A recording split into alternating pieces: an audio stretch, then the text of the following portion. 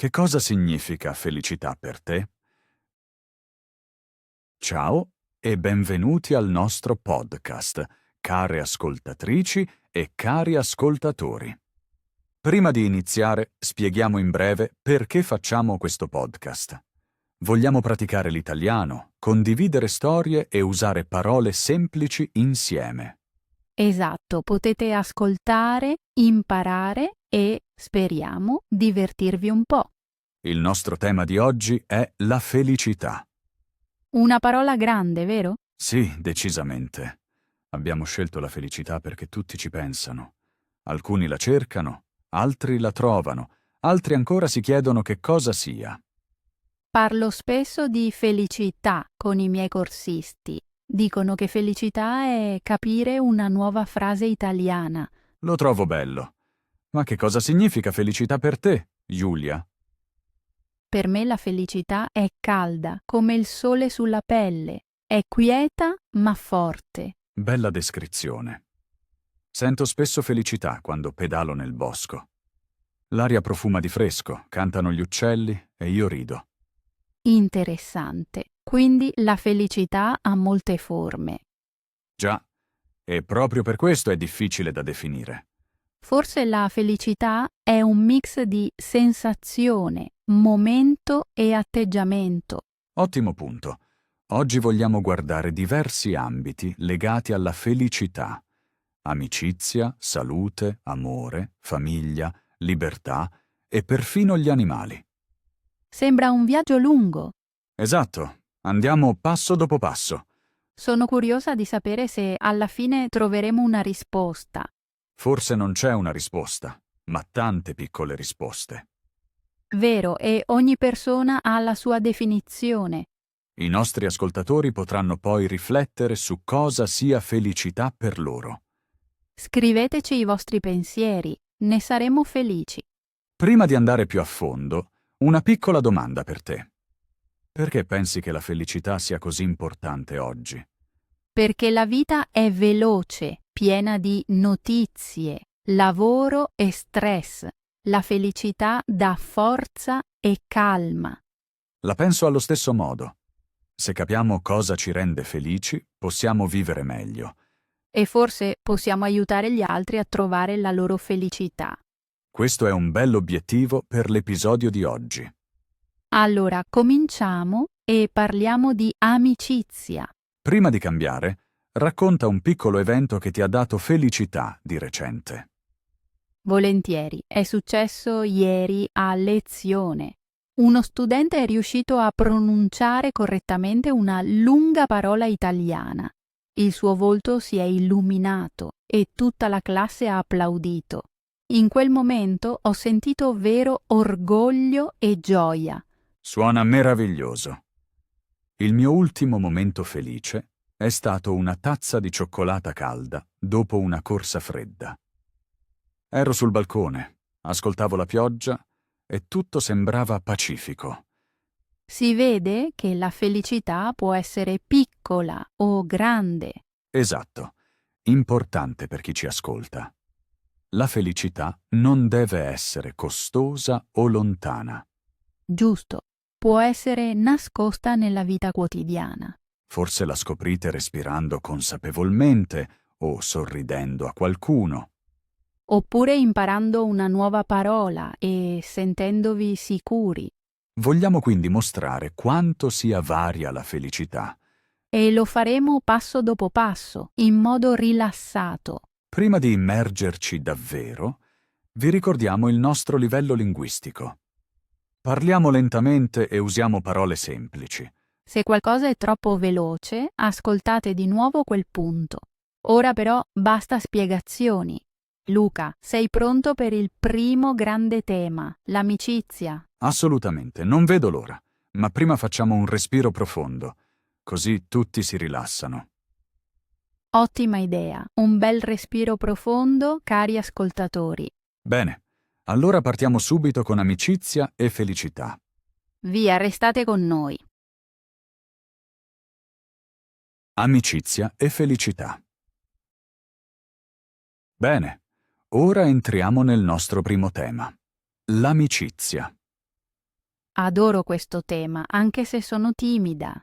Timidi o no, i veri amici rendono la vita più luminosa. Assolutamente. Quando un'amica mi chiama, sorrido subito. Cosa ti dà la sensazione più grande di felicità nell'amicizia? È sentirsi capiti senza tante parole. Oh sì, questo silenzioso capire vale oro. Per esempio, la mia migliore amica sa quando ho bisogno di calma, allora passa con un tè e non dice nulla di speciale. Suona meraviglioso. Ho un amico, Marco. Lo conosco dai tempi di scuola. Quando ci vediamo, ridiamo come allora, forte e liberi. Il ridere è una parte importante dell'amicizia. Di sicuro. Scioglie lo stress subito. A volte penso che la vera amicizia sia la forma più forte di felicità. In parte sono d'accordo, ma anche la situazione di vita conta. Che cosa intendi? Immagina di avere buoni amici, ma niente lavoro e grandi preoccupazioni. Allora la gioia cresce più lentamente. Buon punto. Ma gli amici possono aiutare, vero? Sì, possono ascoltare, dare consigli o semplicemente esserci. Ricordo una fase difficile durante i miei studi. Mi sentivo sopraffatta, non sapevo che fare. La mia compagna Lucia si sedette accanto a me in bibliotecirca. Disse: "Ce la facciamo insieme." Creammo insieme un piano di studio. Alla fine passammo entrambe. È un ottimo esempio di sostegno. Credo che tali momenti costruiscano fiducia profonda. Sì, e la fiducia dura a lungo. Hai anche esperienze in cui l'amicizia è stata messa alla prova. Purtroppo sì. 3 anni fa mi trasferii in una nuova città. Una vecchia amica promise di visitarmi spesso, ma non venne mai. Sembra deludente. Ha fatto male, ma ho capito che la distanza cambia le cose. Oggi scriviamo poco, ma senza rancore, A volte bisogna lasciare andare per trovare pace. giusto? E si apre spazio per nuovi amici. Posso fare una domanda provocatoria? Certo, Si può essere felici senza amici intimi. domanda difficile. Penso che a breve forse, a lungo si diventa soli. La vedo simile, ma con sfumature. Alcune persone trovano gioia profonda in hobby o natura. Ma anche loro, prima o poi, hanno bisogno di contatto umano. Una breve chiacchierata col vicino può già aiutare. Sì? Siamo esseri sociali? A volte mi chiedo quanto conti il contatto digitale. Buona domanda. Le videochiamate con amici all'estero mi danno forza. Non è come un abbraccio, ma aiuta. Per chi studia, l'amicizia online può anche motivare. Giusto. Si scambiano parole, si ride degli errori, si cresce insieme.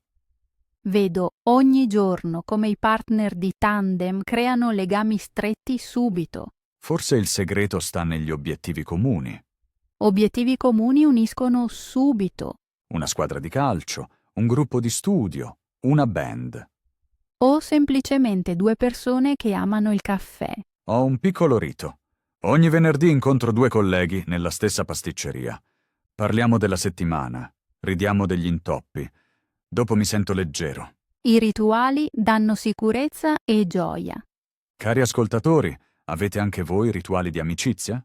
Scriveteci, mi farebbe piacere saperlo. Affrontiamo brevemente un problema. Molte persone oggi si sentono sole nonostante i social media. Sì, è un grande tema. Vedono molte foto ma hanno poche vere conversazioni. Cosa potrebbe aiutare? Forse piccoli passi. Ad esempio, ascoltare attivamente qualcuno una volta a settimana. Oppure chiamare un vecchio contatto e chiedere come sta. Può richiedere coraggio, ma ne vale la pena. L'ho fatto la settimana scorsa.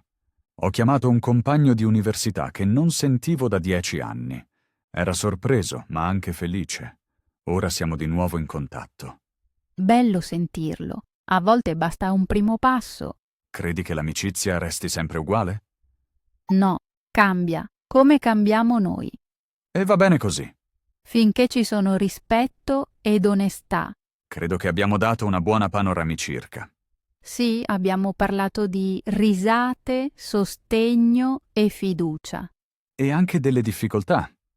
Ma alla fine resta: l'amicizia rende la vita più colorata.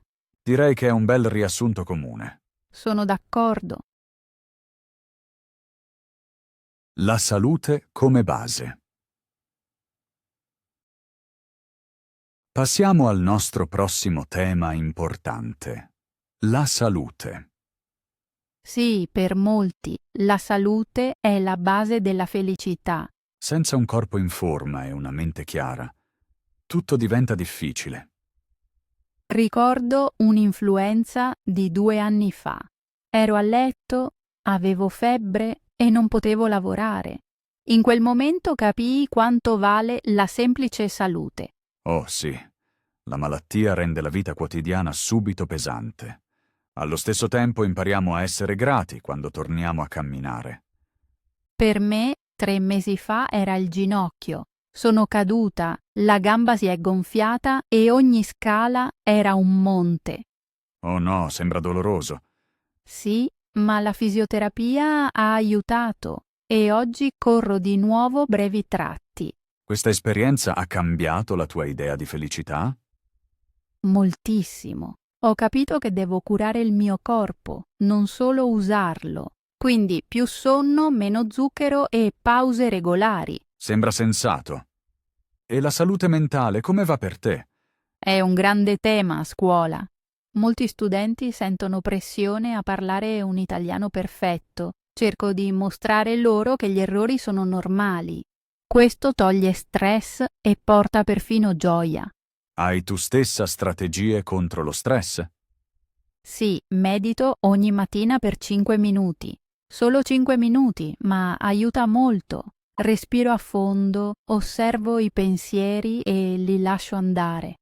Molto interessante, non l'ho mai provato. Vuoi fare un esercizio veloce? Volentieri, ma forse più tardi, altrimenti i nostri ascoltatori si addormentano. Giusto, vogliamo tenerli svegli. Parliamo allora di alimentazione. Ottimo tema perché il cibo influenza molto l'umore. Quando mangio tante verdure mi sento leggera e lucida. Per me un cappuccino caldo mi dà energia per la giornata. Qual è la tua colazione preferita? Fiocchi d'avena con banana, noci e cannella. Buono e sano. Ma ogni tanto mi regalo anche il cioccolato. La felicità deve avere gusto. Esatto. Tutto è equilibrio. Come vedi lo sport come fonte di felicità? Lo sport è il mio miglior booster di umore. Dopo 20 minuti di corsa sento endorfine in tutto il corpo. Io sono più fan dello yoga. Movimenti lenti mi aiutano a ordinare la mente. Quindi corpo e mente lavorano insieme. Esatto, la parola chiave è olistico.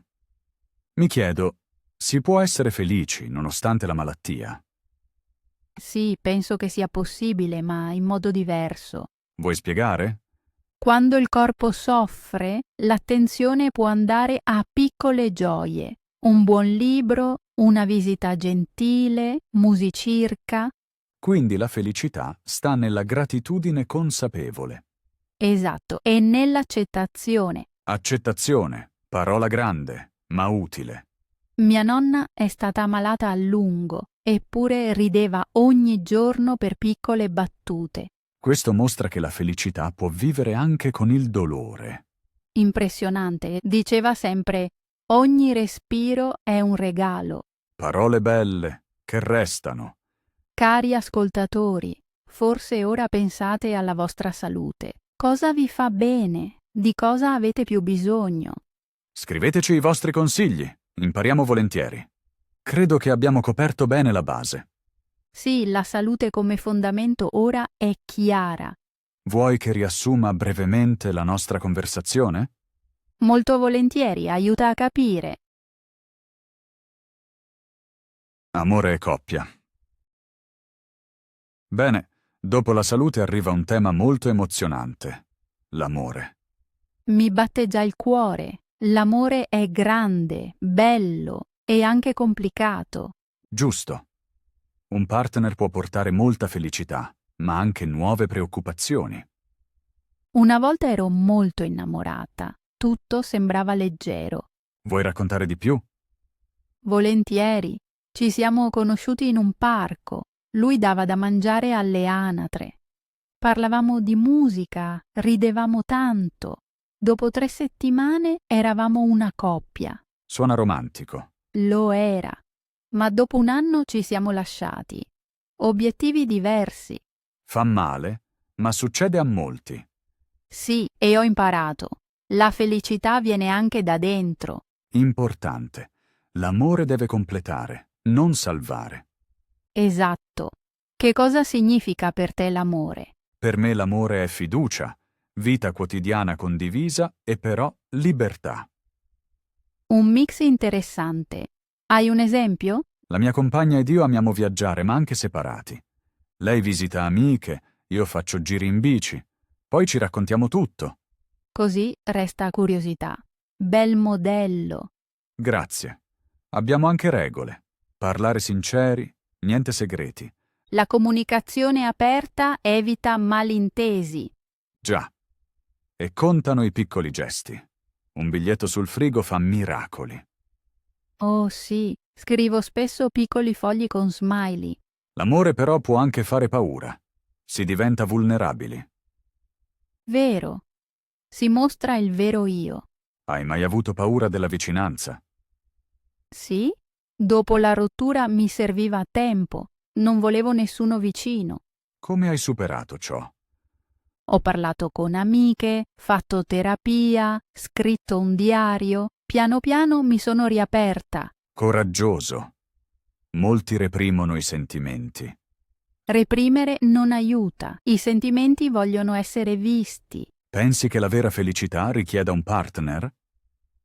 No, l'amore ha molte forme, anche l'amor proprio. Concordo. Una vita piena è possibile anche da soli.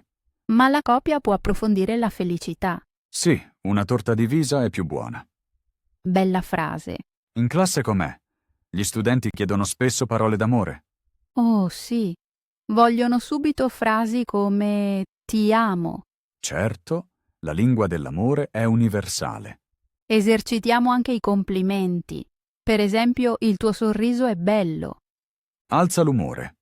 Uno studente mi ha detto di recente, l'italiano è il mio nuovo amore. Che complimento alla lingua. Assolutamente. L'amore può anche essere un hobby. O un animale domestico. Ma ne parleremo dopo. Giusto. Restiamo ancora un attimo sulla coppia. Volentieri. Che pensi degli incontri online? Aprono porte, ma possono essere superficiali. Conosco coppie che si sono incontrate online e ora sono sposate. Quindi opportunità e rischio insieme. Già. Importante è l'onestà nel profilo. E non rimandare troppo il primo incontro reale. Altrimenti si creano immagini false. Giusto. Conosci gesti romantici che costano poco? Certo. Una passeggiata sotto la pioggia, mano nella mano. Oppure cucinare insieme e accendere candele. Anche una lettera su carta, non una chat, è potente. Amo le lettere scritte a mano, rare ma speciali. E i conflitti? Fanno parte dell'amore? Sì, mostrano differenze. Importante è restare corretti. Abbiamo una regola. Niente litigi a tarda notte. Buona regola. La stanchezza peggiora tutto. E dopo ogni lite diciamo qualcosa di positivo. Così la giornata non finisce amara. Cari ascoltatori, avete rituali d'amore vostri? Condivideteli con noi, raccogliamo idee. Vedo che ci avviciniamo a un nucleo comune. L'amore dona sicurezza, ma la felicità inizia nel proprio cuore. Bel finale per questo capitolo, che dici? Sì, è perfetto. Famiglia, radici e casa. Ora passiamo a un tema molto personale. La famiglia. Sì, la famiglia può dare tanto calore, ma anche stress. Iniziamo con i lati belli. Cosa ti rende felice nella tua famiglia? La colazione della domenica dai miei genitori. Stiamo seduti a lungo, parliamo e ridiamo. Suona accogliente. C'è un piatto preferito? Le frittelle di mia madre. Le prepara uguali da 20 anni. La tradizione da sicurezza. Per me è la sera della vigilia di Natale. Racconta. Cantiamo canzoni antiche. Mio padre suona la chitarra, io l'armonicirca. Che bello. La musica unisce le generazioni. Assolutamente. Quei momenti sembrano senza tempo. Penso che la famiglia dia radici. Sai da dove vieni? Giusto. Ma alcune persone hanno famiglie difficili. Vero. Allora la famiglia può anche pesare. Hai un esempio? Mia cugina sente pressione perché i genitori sono medici. Lei vuole studiare arte. Oh, questo crea conflitti. Sì, ma piano piano i genitori capiscono che la felicità è più importante. Mostra che la comunicazione è centrale. A volte aiuta anche la distanza. Lo capisco. Dopo l'università mi sono trasferito a 500 chilometri. Avevo bisogno di spazio per scoprirmi. È stato difficile? Molto. Mia madre ha pianto in stazione. Ma oggi abbiamo un rapporto forte. La distanza può approfondire la vicinanza più tardi. Sì. Telefoniamo ogni domenica sera. Un rituale fisso. I rituali creano sicurezza, come nell'amicizia. Che cosa significano per te i nonni? I nonni sono storia viva. Mio nonno racconta storie di guerra, ma anche barzellette. Adoro questi racconti. Danno prospettiva. Mostrano quanto stiamo bene oggi. Esatto. La gratitudine cresce. Parliamo di famiglie allargate. Sempre più persone vivono così. Buona idea. Mio fratello è divorziato e ha 2 nuovi figliastri. Come va? Sorprendentemente bene. Hanno regole chiare, rispetto, tempo per tutti i bambini, gite insieme. Suona armonioso. Sì, serve pazienza, ma può arricchire molto. Quindi la famiglia non deve essere solo sangue. Esatto. Famiglia sono persone che si prendono cura l'una dell'altra. Ho un gruppo di amici che chiamo anche famiglia. Lo capisco. La famiglia scelta può essere forte. Come vedi il rapporto tra indipendenza e famiglia? Equilibrio. Ho bisogno di entrambi, vicinanza e spazio per me. Anch'io. Troppa ingerenza mi rende inquieto. Conversazioni aperte sui confini aiutano. Qual è il tuo ricordo d'infanzia preferito? Vacanza al lago con i miei genitori. Cercavamo conchiglie e grigliavamo la sera. Per me era la casa sull'albero in giardino. Passavo ore a giocare al pirata. Immagini che restano per sempre. Cari ascoltatori, forse ora pensate alla vostra infanzia. Quali ricordi vi scaldano il cuore? Scriveteci, se vi va.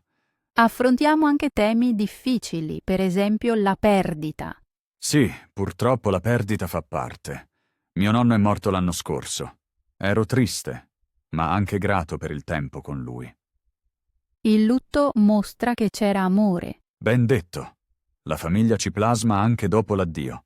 Si portano avanti valori, per esempio cortesia o umorismo, Quali valori hai preso dalla tua famiglia?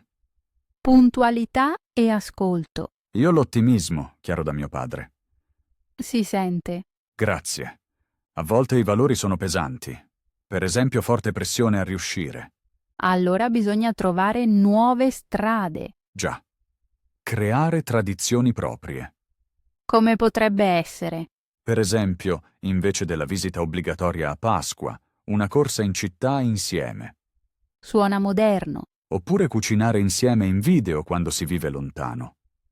La tecnologia può creare vicinanza. Cari ascoltatori, forse vivete lontano da casa. Come mantenete il contatto? Condividete consigli? Siamo curiosi? Penso che abbiamo toccato molte sfumature. Sì, la famiglia può significare radici, protezione e a volte sfide. ma nonostante tutto spesso è una grande ancora di felicità. Bella parola, ancora di felicità. Pensi che dovremmo chiudere qui? Sì, mi sembra completo. Libertà e avventura. Ora arriviamo a un tema che mi fa battere il cuore: la libertà. Libertà suona come sole, vento e strade aperte. Esatto. Penso a viaggi, nuove città, lingue diverse. Io penso più alle scelte, decidere da sola dove e come vivo. Credo che entrambe le cose stiano insieme. La libertà è dentro e fuori. Giusto. Quando ti sei sentito davvero libero l'ultima volta? 2 mesi fa, in un tour in bici da solo lungo l'Adriatico. Racconta di più, per favore. Sono partito presto. La nebbia copriva ancora il mare. Nessun piano, solo direzione nord. Mi fermavo quando volevo. Bevevo caffè nei piccoli porti, parlavo con i pescatori. La sera montavo la tenda in spiaggia. Le onde erano la mia ninna nanna.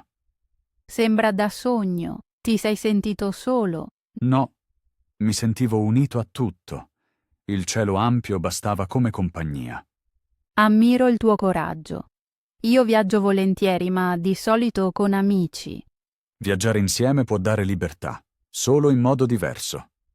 Il mio viaggio più bello è stato in Portogallo con 2 colleghe. Affittammo una piccola auto e seguimmo la costa. Ogni giorno portava spiagge nuove, piatti nuovi, canzoni nuove alla radio. Avevate piani fissi? Solo un obiettivo vago: arrivare a Lisbona. Tutto il resto era aperto, Questa è libertà, spazio per la spontaneità. ma troppa apertura può stressare. A volte ho bisogno di struttura. Capisco. Libertà senza stabilità può far paura. Per esempio, senza lavoro fisso, il viaggio diventa presto un pensiero. Vero. Un reddito sicuro dà libertà di base. Quindi equilibrio, un'ancora e una corda lunga insieme. Bella immagine. Come vivi la libertà ogni giorno senza viaggiare? Con piccole scelte. Oggi tè o caffè, bici o bus. Questo mi fa sentire viva.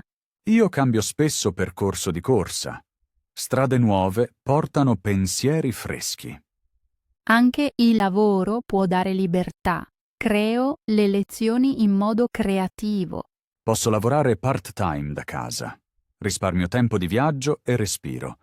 Alcuni sognano di essere nomadi digitali. Fa per te? Per un po' sì, ma ho anche bisogno di radici. Anch'io. Un posto fisso dove tornare è importante. Ecco la domanda grande. La libertà continua rende davvero felici? Forse no. Senza confini ci si perde. Conosco viaggiatori che, dopo anni on the road, erano stanchi. Poi cercavano routine e comunità. Quindi la libertà non è un stato continuo, ma un ritmo. Sì, fasi di ampiezza e fasi di calma. Per chi studia lingue, libertà è sbagliare senza paura. Verissimo. Chi parla libero impara più veloce. Come incoraggi questa libertà in classe? Lascio giochi di ruolo senza regole rigide. Gli studenti creano i dialoghi. Interessante. Gli errori diventano parte del gioco, non vergogna. Esatto. Così si sciolgono lingua e mente. Mi chiedo se la libertà debba sempre essere attiva. Interessante. Che intendi? A volte libertà è non dover fare nulla, sdraiarsi sul divano senza impegni. Oh sì, è dolce libertà. Guardiamo il ruolo della società. Le regole limitano troppo la libertà. Le regole proteggono anche. Senza codice stradale, viaggiare sarebbe pericoloso. Vero, la libertà finisce dove fa male agli altri. Quindi, libertà responsabile. Bel concetto. Cari ascoltatori, dove sentite vera libertà? Arrampicata, pittura, danza? Scriveteci. Raccogliamo volentieri ispirazione. Vedo che condividiamo un pensiero. La libertà ha bisogno di consapevolezza. Sì, e di gratitudine, altrimenti diventa scontata e perde luce. Forse è un buon finale. Libertà come dono e compito insieme. Suona completo. Mi sento molto leggera ora. Anch'io. Chiudiamo qui il capitolo. Gioia animale. Parliamo di un tema che scalda il cuore. Animali e felicità. Sono felice perché gli animali mi fanno subito sorridere. Hai un animale domestico? Sì, ho una gatta. Si chiama Luna. Bel nome. Come porta Luna felicità nella tua vita? Quando torno a casa, lei mi aspetta alla porta e fa le fusa. Sembra un piccolo abbraccio. Esatto. Il suo pelo morbido mi calma dopo una lunga giornata. Io non ho cane o gatto, ma amo gli uccelli. Li osservi al parco, vero? Sì, siedo su una panchina, ascolto il canto e mi sento leggero. I suoni della natura sono vera medicina. Molti studi mostrano che gli animali riducono lo stress.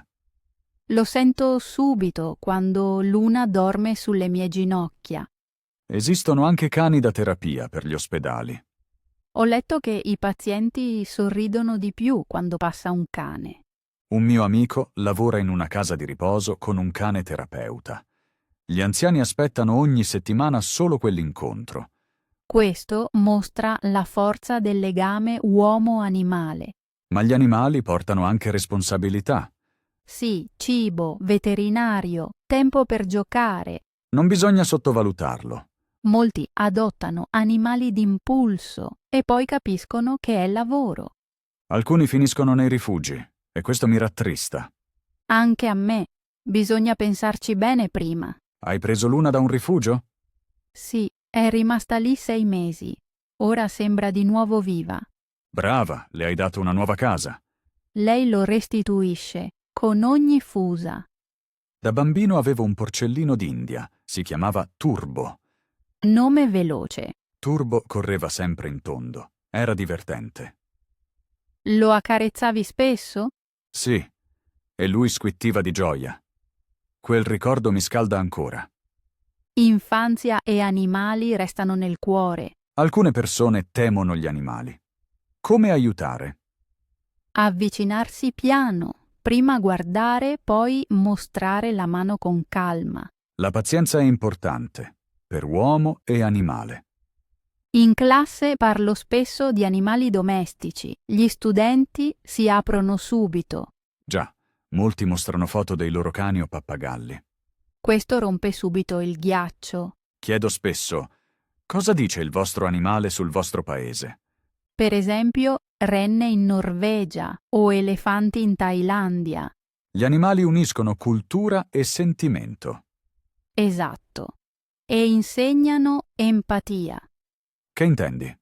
Impari a vedere e rispettare i bisogni di un altro essere. Lezione utile anche per la vita con le persone. Sì, Luna mi ricorda di fare pause quando si stira. È la tua piccola coach? Proprio così. Hai progetti per altri animali? Forse un secondo animale, ma solo con spazio a sufficienza. Buona scelta. Lo spazio è importante. E tu?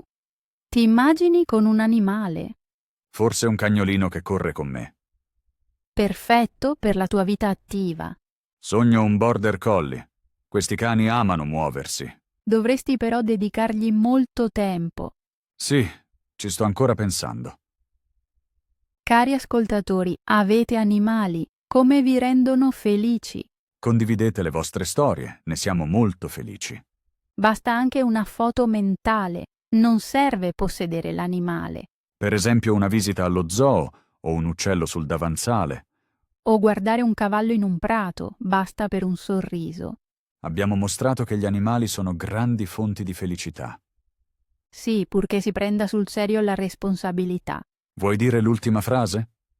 Volentieri. Gli animali ci ricordano semplicità, vicinanza e rispetto per la vita.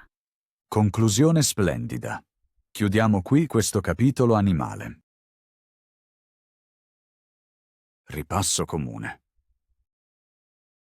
Wow, Giulia, oggi abbiamo attraversato molti sentieri verso la felicità. Sì, mi sento piena e anche un po' pensierosa. Anch'io. Amicizia, salute, amore, famiglia, libertà e animali. C'era tutto. Nonostante le differenze abbiamo visto un filo comune, la gratitudine. Esatto. Chi è grato riconosce la felicità anche nei piccoli momenti. E ognuno può scegliere i propri passi? Questo dà speranza. Assolutamente. Penso che sia un buon punto per chiudere pian piano. Concordo. Vuoi forse riassumere brevemente ciò che abbiamo detto? Carissimi ascoltatori, ecco un riepilogo compatto. Abbiamo iniziato con l'amicizia. Abbiamo detto che i veri amici regalano risate, aiuto e fiducia. Poi è arrivata la salute come base. Senza un corpo stabile e una mente calma, la felicità è difficile. Dopo abbiamo parlato di amore. La coppia può aprire il cuore, ma deve restare libera da dipendenza. Nel capitolo famiglia abbiamo visto radici e protezione, ma anche il bisogno di confini. La libertà ci ha mostrato avventura e autodeterminazione, sicura solo con un po' di stabilità. Infine gli animali hanno portato calore, responsabilità e gioia infantile nelle nostre vite. In sintesi, la felicità è colorata, mobile e spesso più vicina di quanto pensiamo. Grazie mille, Luca. Era chiaro e facile da capire. Volentieri. Spero che il nostro riepilogo aiuti a riflettere e a imparare l'italiano. Di sicuro. Forse ora i nostri ascoltatori faranno una pausa e si chiederanno: quale area mi porta più felicità adesso? Ottima idea. Un minuto di riflessione silenziosa può fare miracoli. Penso che questa sia una bella frase finale per la parte di contenuto. Lasciamo così e passiamo ai saluti. Saluti e grazie. Siamo arrivati alla fine di questa puntata. Sì, sembra completa e calda. Il viaggio tra tutte queste strade di felicità mi ha ispirato molto. Anch'io. Le tante storie personali mi hanno toccato. Grazie per aver condiviso con tanta apertura. Grazie anche a te, Lucirca. Il tuo ottimismo è contagioso. Ne sono felice. Penso che i nostri ascoltatori abbiano preso molto oggi. E si spera avere anche esercitato molto nuovo italiano. Esatto. Forse riascolterete la puntata e noterete parole nuove.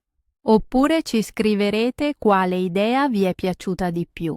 Leggiamo ogni messaggio volentieri e rispondiamo il prima possibile. Il vostro feedback ci aiuta a migliorare il podcast. Voglio ringraziarvi di cuore per essere rimasti fino a qui. Avete donato il vostro tempo, è prezioso. Mi sento onorato di far parte del vostro percorso di apprendimento. Anch'io. Imparare insieme è molto più divertente. Prima di dire ciao, un piccolo consiglio. Cercate oggi un momento di felicità, in modo consapevole.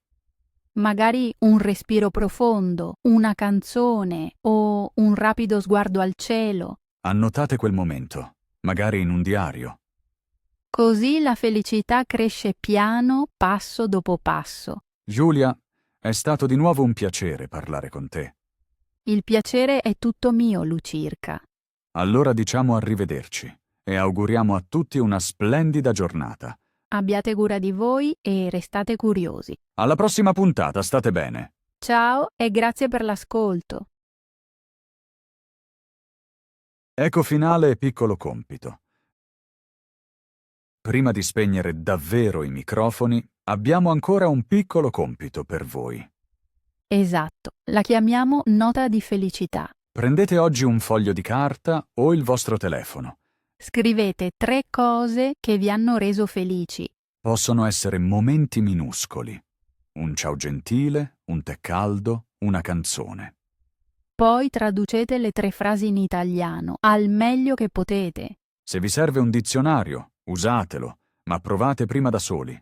Leggete le frasi ad alta voce e sentite di nuovo la felicità mentre parlate. Forse potete attaccare la nota sul vostro specchio. Così la vedrete ogni mattina e inizierete positivi. Se vi va, inviateci le vostre 3 frasi e saremo molto felici.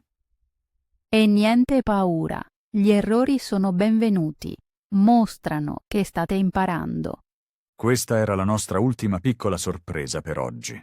Penso che chiuda bene la puntata. Resta solo un dolce arrivederci e tanta gioia nello scrivere. Ciao, a presto!